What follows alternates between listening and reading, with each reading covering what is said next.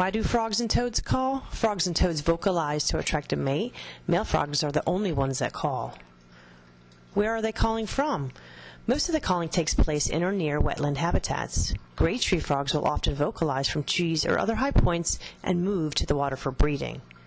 When do they call? There is an expected sequence to the species that call. Depending upon the weather, this may start in February and continue until the end of August.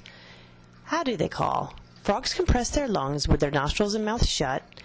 Air flows over the vocal cords. The sound is amplified by their vocal sacs. Vocal sacs are located on the throat or the sides of the neck.